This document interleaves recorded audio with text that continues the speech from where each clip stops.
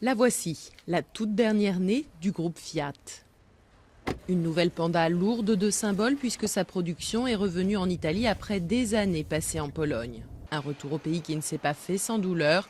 Les ouvriers de cette usine située à côté de Naples ont dû accepter de faire des sacrifices exigés par le patron de Fiat sous peine de voir leur usine fermée.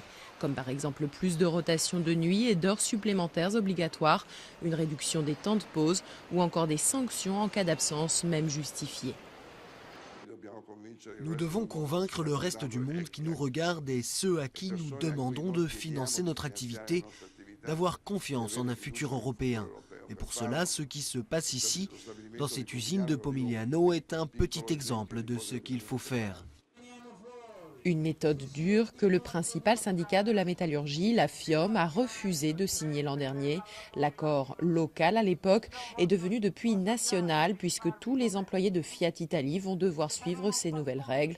Une pilule d'autant plus difficile à avaler pour certains que seuls 600 ouvriers de Pomigliano ont retrouvé leur emploi sur les quelques 5000 que comptait l'usine auparavant. Nous sommes face à une régression sociale de notre pays.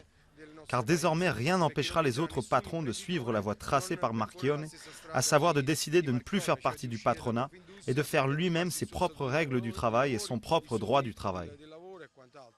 Cet autre syndicat qui a signé l'accord a promis d'être particulièrement vigilant sur la question de l'emploi.